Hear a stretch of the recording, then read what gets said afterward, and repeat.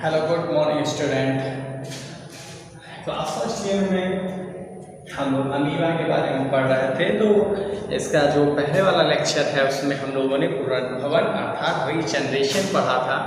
तो बच्चों मैंने इसमें बताया था कि रीजनरेशन में मैंने बताया था कि अमीबा को यदि हम लोग क्या करें, छोटे छोटे टुकड़ों में क्या करें, काट डालें। अमीबा को क्या करें हम लोग, छोटे छोटे टुकड़ों में क्या करें, काट डालें तो क्या होगा, ये क्या होगा, ये क्या कर लेगा, ये पुनर्संयोग, ये क्या हो जाएगा, इसमें पुनरुद्भवन हो जाएगा। अर्थात ये क्या होंगे, ये एक नए अमीबी में क्या हो जाएंगे, चेंज हो जाएंगे, नई अमीबी बना लेंगे।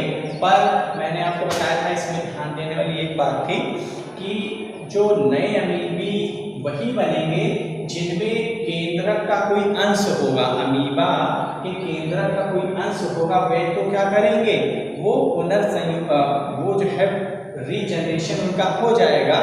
और यदि उनमें क्या होगा, उनमें यदि केंद्र का अंश नहीं होगा तो क्या होगा, उसमें रीजनरेशन नहीं होगा और वो क्या हो जाएंगे, वो शीघ्र ही अपने आप नष्ट हो जाएंगे। तो पुनः एक बार फिर से सुनिए, यदि हम अमीबा को क्या करें, विभिन्न पार्टों से क्या करें, उसे काट दें, तो यदि उसमें केंद्रक का अंश है तो वो नए अमीबी में क्या हो जाएगा, चेंज हो जाएगा, नए अमीबी बन जाएगा। और यदि हम उसे काटते हैं और उसमें उसमें जो है केंद्रक का अंश नहीं होगा तो वो क्या होगा, वो अपने आप शीघ्र नष्ट हो जाएगा और वो नए अमीबी का निर्माण नहीं करेगा।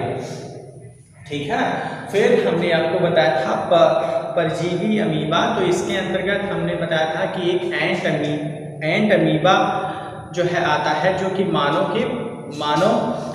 में परजीवी की भांति क्या है, रहता है। फिर आगे हमने बताया था एंट अमीबा हिस्टोलिटिका के बारे में बताया था कि ये जो है एंट अमीबा हिस्टोलिटिका जो होता है वो जो है आंत के अग्रभाग में पाया जाता है। और इसके कारण हमने आपको रोग बताया था, एक बताया था, कौन सा रोग बताया था, अतिसार नामक रोग बताया था। ठीक है, अतिसार रोग बताया था और पेचिश बताई थी ना। ये सब रोग जो है किसके कारण होते हैं, एंट अमीबा हिस्टोलिटिका के कारण होते हैं। और इसकी खोज मैंने बताई थी कि लैम्बल नामक एक वैज्ञानिक थे जिन्होंने इसकी खोज 1859 में की थी। किसकी, एंट अमीबा हिस्टोलिटिका की जो खोज है वो लैम्बल नामक एक वैज्ञानिक थे जिन्होंने 1859 में इसकी खोज की थी। और मैंने बताया था कि ये जितने भी स्तनधारी जीव होते हैं उनकी उनकी जो है आंत के अग्रभाग में पाया जाता है और इससे जो है अतिसार, पेचिश, अमीबाइसिस नामक क्या हैं, रोग होते हैं। तो ये तो बताया था मैंने, कल बताया था। आज जो है मैं बताने जा रहा हूँ कि एंट अमीबा जिंजीवैलिस जो है ये क्या है। तो बच्चों एंट अमीबा जिंजीवैलिस के जो ट्रोफोजाइट्स होते हैं वो कुत्तों, बिल्लियों, घोड़ों, बंदरों आदि के अतिरिक्त संसार के आधे से भी अधिक मनुष्यों की दांतों की जड़ों के मैल तथा फूले हुए मसूड़ों और टाइंसिल की पस थैलियों में पाए जाते हैं। तो बच्चों एक बार पुनः फिर से सुनिएगा, जो एंट अमीबा जिंजीवैलिस है वो क्या है, एंट अमीबा जिंजीवैलिस के जो ट्रोफोजाइट्स होते हैं वो कहाँ, वो कुत्तों में, बिल्लियों में, घोड़ों में, बंदरों में। अर्थात कहने का तात्पर्य है कि वो जो है मात्राएं अत्यधिक पाई जाती हैं। तो एंट अमीबा जो जिंजीवैलिस है वो कहाँ पाया जाता है, तो मैंने बताया इसके जो ट्रोफोजाइट्स होते हैं वो कहाँ, कुत्तों में, बिल्लियों में, घोड़ों में, बंदरों में ना पाए जाते हैं और मनुष्यों के दांतों में भी पाए जाते हैं। नियर अबाउट 50% मनुष्यों के दांतों में जो है एंट अमीबा जिंजीवैलिस के ट्रोफोजाइट्स क्या है, पाए जाते हैं। तो ये क्या होता है भाई, ये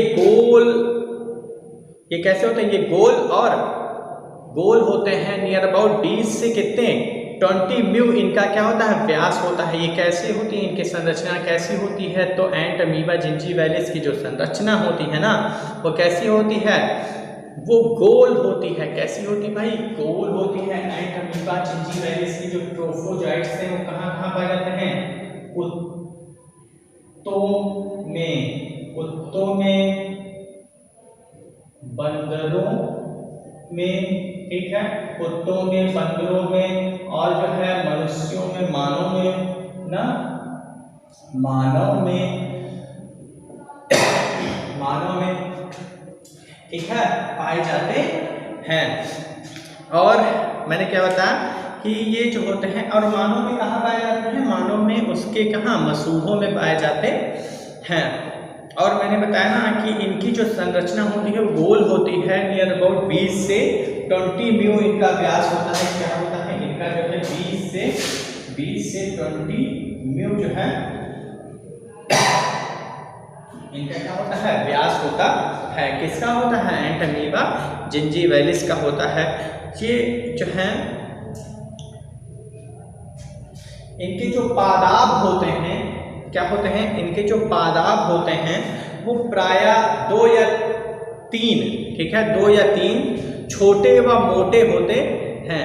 प्रायः एक मनुष्य से दूसरे मनुष्य में चुंबन आदि के जरिए भी ये सीधे सीधे क्या होते हैं, पहुंच जाते हैं। तो एंट अमीबा प्रायः पारियाग्रस्त रोगों के जो रोगी हैं उनके मुख में पाया जाता है। तो ओवरऑल एक बार फिर से सुनिएगा कि एंट अमीबा जो जिंजीवैलिस है, इसके जो ट्रोफोजाइट्स हैं वो कुत्ते, बिल्ली, बंदर, घोड़े इत्यादि में पाए जाते हैं।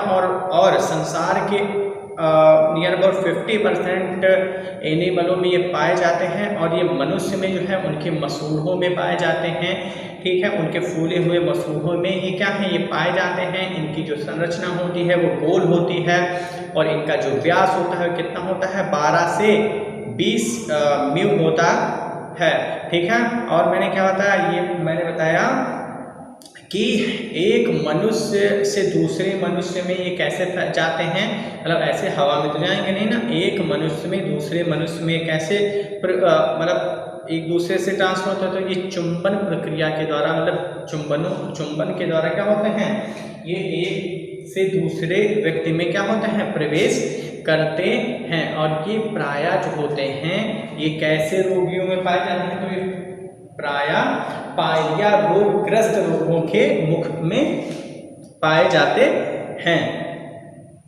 ठीक बच्चों, तो फिर उसके बाद हम लोग आते हैं एंट अमीबा कोलाई के बारे में। एंट अमीबा कोलाई के बारे में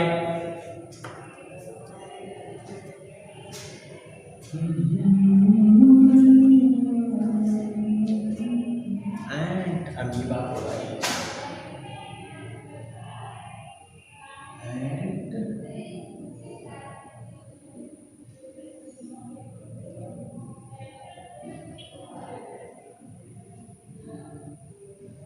ठीक है, एंट अमीबा कोलाई, ये क्या भाई देखते हैं।